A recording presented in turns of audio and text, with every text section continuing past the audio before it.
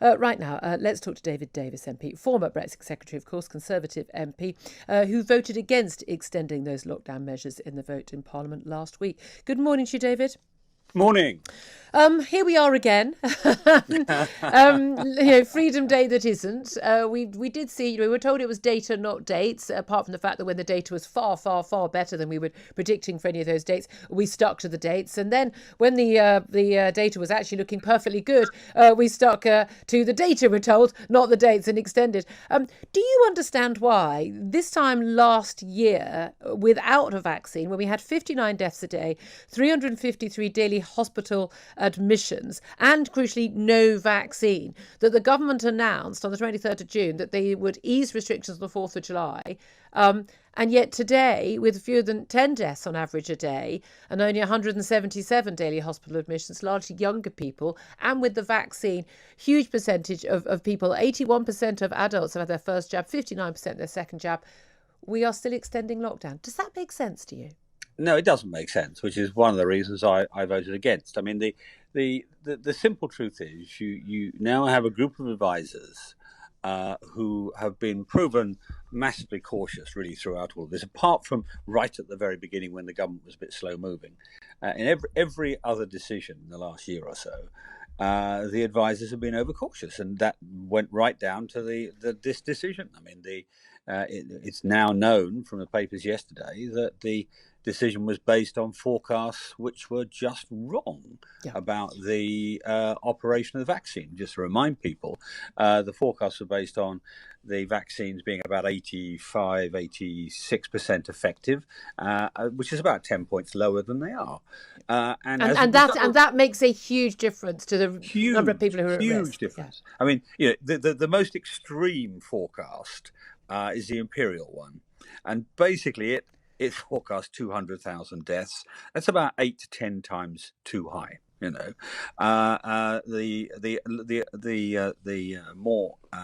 more accurate, the more modest forecasts, they're about 6 times too high. So it's making decisions on nonsense data. We all know the old computer thing of garbage in, garbage out. That's precisely the basis of this. And again, assumptions constantly being made on computer models, on theoretical models, putting incorrect assumptions in, like the vaccine efficacy being much lower than it is, lower take up of the vaccines than we've seen with 1 million people book jabs, only at the weekend. But also ignoring the real world data. The moment the real world data comes in that gives a different impression, whether it's from Israel, that's had that massive rollout of Pfizer, or whether it's from our own country, when the predictions of all the models were that after March the 8th, when kids went back to school, cases would go up and deaths would go up. They didn't. They went down, both of them. And again, after April the 12th, they would, and they didn't. They went down. You'd think, there's a level of arrogance here, which is that, no, my computer model that clearly has the wrong assumptions, that's clearly already been proven wrong, is definitely still the right model. Anyone else in any other walk of life would probably be out of a job by now. Yes, the trouble is the incentives for the scientific advisors is always to be too high. They are terrified of underestimating the risk and then being blamed for an outcome. The truth is we live in a society where there are risks of all sorts, whether it's risks of flu, risks of car accidents, all sorts of risks. We don't shut the entire economy down for those. Now, okay, when COVID was going flat out and we had no vaccines, then there's an argument. But when we are in a position where we're just about the best in the world at the vaccines, all care of Kate Bingham, who made a fantastic set of decisions, now we ought to be taking advantage of that. And the truth is, we cannot achieve zero COVID. Even if we could in this country, it would then come again, the next wave somewhere else. We cannot achieve zero COVID. What we've got to be able to do is come to terms with the disease being there in the long term. But we're constantly told that. We're told that by the Prime Minister. We're told that by Sir Patrick Vallance and Professor Chris Whitty again and again. They do a press conference. They say we need to learn to live with this virus. And indeed, the Prime Minister, after we had that reopening of retail and outdoor hospitality on April the 12th, the day after, he said, we're going to have to accept that, deaths will rise and cases will rise and we have to learn to live with this. They keep telling us that. And then they do the exact opposite when cases do up. Even with cases going up and the concerns of the Indian variant, we are still looking at far lower case rates way lower hospitalisation rates and way lower death rates than were predicted by any model. We are better than the best case scenario still, even with the Yeah. new variant, and yet we're still in a version of lockdown. But Yeah, so, and there's so one. There's one. when There's, are the I mean, the goalposts haven't just been moved, to the side. They're not in the same football stadium anymore. Well, you see this with the slippery nature of the argument. In the first place, it was about deaths, and when it's about deaths, I sort of agree with being cautious. Um, then it changed to, well, protect the NHS, fine, but then it changed to, well, we've got to have enough NHS capacity to recover all the things we haven't done. Well, if that was really the argument, we should be reorganising the health service now. Well, this is it. This is going to be the COVID justification for going into lockdown. I have not a shadow of a doubt in my mind that we will be back in lockdown in autumn and winter. Cases will go up. It's a seasonal respiratory virus, and if it's not cases of COVID going up, it'll be a hell of a lot of cases of flu. Many experts have been predicting because of having people being in lockdown and the like, and not seeing flu at all last year, and therefore it will come back with a vengeance. That's what happens. But this is it. We are not seeing a plan. I mean, there's even talk today about, I heard, we're going to talk to Chris Hobson from the NHS providers very soon, not being a proper plan for rolling out the booster jabs. We are not seeing the ramping up of the hospital care to ramp up to deal with the urgent routine, millions of people on waiting lists, or to provide for the winter again.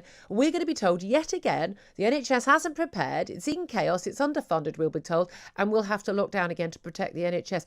When do we as a nation expect the NHS to protect us rather than the other way around? Yeah, well, there's one element of it. I mean, it's not for me to tell you what questions to ask, but when you next get a minister on, ask them, why haven't they reinstated the Nightingales and used them as admission wards for COVID, not as overspill, and then you can continue to use the rest of the hospital system for normal things. There's no sign of that. No. If you are really serious about this argument, we should be organising like mad at the moment to, as it were, separate the COVID stream so you don't get reinfection in hospitals again, and, as I say, use the Nightingales as admission. And it's an absolute nonsense. The death rates are going down. Yeah, we're constantly told, the Nightingales didn't have enough staff. That's an absolute load of nonsense. There were thousands of people who volunteered to work, and they were just routinely just fobbed off. People who had all the qualifications to come back in had only left the NHS months earlier, who came back and were not offered work. Can I ask you about a front page story in The Guardian today? Ministers tell Johnson, consult the entire cabinet, not just the number 10 clique.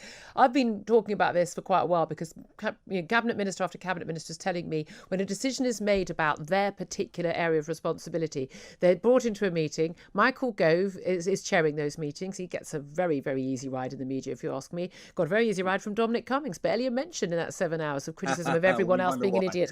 And Matt Hancock, Michael Gove are in those meetings, a bunch of officials who have all been briefed in advance. Minister gets 10 minutes notice of some data, doesn't get the raw data, just gets given a pretty graph, and then they're bounced into a decision.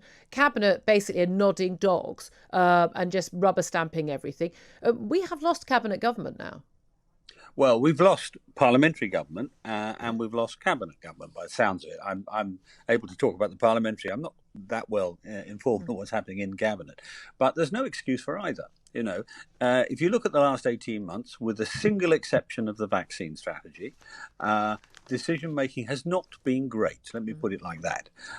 Quite a lot of mistakes have been made, and yet what you're seeing is the very people who made those mistakes retaining, as it were, an iron grip on the decision mechanism. And that's wrong. I mean, that's why I complain about Parliament being sidelined, because the very fact of being dragged to the House of Commons and having to face a challenging House makes you do your job better, I promise you. Makes the civil servants work harder. I promise you that too. Yeah. And the same thing happens with having wider cabinet government. It's better government. It's not just caring about whether this or that cabinet is being treated fairly. It's better government when cabinet government works properly. And it's time we got back to it pretty quickly. Yeah, indeed. Just finally, what do you make of the G7 summit? And we saw those images, everyone with the ridiculous elbow bumping and wearing masks. And as soon as they thought the cameras were off them at a barbecue, clearly these world leaders don't think these is masks and social distancing is necessary because they're not doing it. Maybe because they're all double jabbed. Well, so are millions of us, and yet we're told we still have to go through these terrible, jump over these all these obstructions. And now we've got to talk about UEFA officials, 2,500 of them, the great and the good, the sponsors, the VIPs being allowed to come into the country. Government hasn't okayed this, but I've no doubt at all they'll come up with some ruse to get it through. But allowed to come into the country, watch the Euros final in July, and then leave again, but not having to self-isolate when millions of families would have to do that and pay a fortune to be off work and pay for tests. Should that be allowed to happen, or should we use that as perhaps a springboard for us all having those freedoms? But what do you make of that? Well, I wouldn't allow it to happen because I think it's a reflection of the rather patronising nature of the whole approach of not just this government, all governments. All Western governments certainly have behaved like this. The Eastern ones behave worse in some ways, but all Western governments have behaved in a very patronising way. Take one issue, this issue of theatres, which Lloyd Webber's been talking about this week. The truth is, we can say to people, take responsibility for your own health. If you really are in the risk groups, and we know very, very clearly who they are now, and even if you've been vaccinated, don't go to a crowded theatre, don't go to a crowded pub. People have to be given back responsibility for their own lives. That's what freedom is. That's one of the things that distinguishes this country through hundreds of years from most other countries. Well, it used to. It used to, yeah, and we've got to get back to that. And this is not the government giving us back our freedom; it's our freedom in the first place. Are you still wearing a face mask, David? Yeah, I wear a face mask when I go out, but it's mostly for protecting other people. Have you been double jabbed? Yeah, long time ago. So what are you protecting other people from? Well, just because a double jab doesn't, it's about 80% protection from picking up the disease at all. It's 90-something% against hospitalisation and death. So there's a very, very small risk. It's a courtesy. It's nothing more than a courtesy, Julia. But if it's a courtesy, should it be mandated by law? No, I don't think so. What do you think of people who are saying today, I'm done, I'm ditching my mask, I will not wear a mask anymore? Some people using the medical exemption, which if it causes you severe distress, you are entitled to exempt yourself, no doctor's letter at all. We'll talk about this a little bit later in the show. But what do you make of people doing that? Well, I wouldn't do that, frankly, myself. But it's a very good demonstration of why we need to relax the rules to a rational level now. Because what's going to happen is that society is going to cease to obey it. Now, you might at some point in the future, not with this pandemic, but at some point in the future, you might have to reinstate rules like this. If we have some future pandemic, it's not going to work so well if you leave them in place when people patently think they're unnecessary. You are undermining your own ability to govern the country. Yeah, but again, so it's done. It's interesting you say that we might need these restrictions again. We didn't not need them. On this pandemic. Not on this pandemic. Don't think we will need them again, but we're going to have them again. Thank you very much. Always good to talk to you. Former Brexit Secretary Tory MP voted against that extension of lockdown. David Davis, thank you very much to him.